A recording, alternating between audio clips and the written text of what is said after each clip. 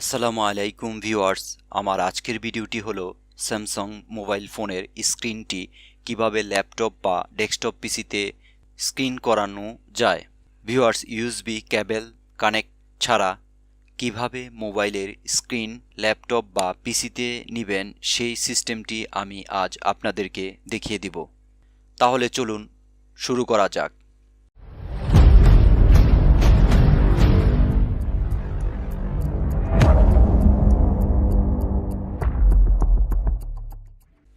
Viewers, প্রথমে সার্চে গিয়ে লিখবেন প্রজেক্ট সেটিং অপশনটিতে ক্লিক করলেই প্রজেক্ট সেটিং এর এইরকম একটি ইন্টারফেস দেখতে পাবেন। এই ইন্টারফেসটি এইরকম ব্লক থাকলে যা করতে হবে তা হলো এখান থেকে অপশনাল ফিচার্স এই অপশনটিতে ক্লিক করে যাবেন এই অ্যাড এ ফিচার্স অপশনে। অ্যাড অ্যান অপশনাল ফিচার্সে এর এই সার্চ অপশনে লিখবেন ওয়্যারলেস ডিসপ্লে। এখন ওয়্যারলেস ডিসপ্লের এই বক্সটিতে টিক মার্ক দিয়ে নিচের দিকে ইনস্টল এ ক্লিক করে এর ড্রাইভারটি ইনস্টল করে নেবেন।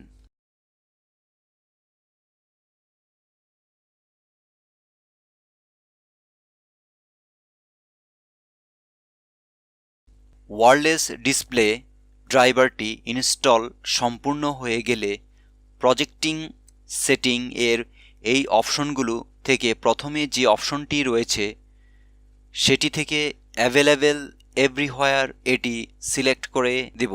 তারপর যে দ্বিতীয় অপশনটি রয়েছে সেটি হলো ask two projecting to the পিসি। এখান থেকে এভরি টাইমে কানেকশন ইজ রিকোয়েস্টেড সিলেক্ট করে নিব। তারপর তৃতীয় যে অপশনটি রয়েছে সেটি হলো রিকোয়ার্ড পিন ফর পেয়ারিং। এই অপশন থেকে যে নেভারটি রয়েছে সেটি সিলেক্টেড করে দিব। আর এটি হলো plugged into a power source. Viewers, এখন আমি মোবাইল স্ক্রিনটি আমার ল্যাপটপের সাথে কানেক্ট করব। ভিউয়ার্স, স্যামসাং মোবাইলের উপরের দিকে যে সেটিং অপশন রয়েছে সেখানে স্মার্ট ভিউ এই অপশনটি রয়েছে। এখন এই স্মার্ট ভিউ অপশনটি অন করে দিলেই ফোনের ডিভাইসটি আদার ডিভাইস সার্চ করবে। দেখুন, এখানে আমার ল্যাপটপের ডিভাইসটি চলে এসেছে।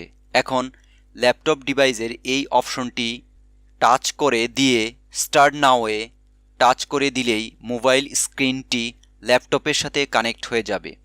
দেখুন, মোবাইল স্ক্রিনটি ল্যাপটপের সাথে কানেক্ট হয়ে গেছে। এখন মোবাইল স্ক্রিনটি ল্যাপটপে ডিসপ্লেতে চলে এসেছে। ভিউয়ার্স, এভাবে আপনারা স্যামসাং মোবাইলটির স্ক্রিনটি ল্যাপটপ বা ডেস্কটপ পিসির সাথে কানেক্ট করতে পারবেন। তো ভিউয়ার্স, এই ছিল আমার আজকের ভিডিওটি কেমন লেগেছে কমেন্টে তা জানাবেন। আর ভিডিওটি ভালো লেগে থাকলে একটি লাইক আশা করছি। আর নতুন নতুন ভিডিও পেতে চ্যানেলটি সাবস্ক্রাইব করবেন। আজ তাহলে এখানেই শেষ করছি। সবাই ভালো থাকবেন, সুস্থ থাকবেন, নিরাপদে থাকবেন। আল্লাহ হাফেজ।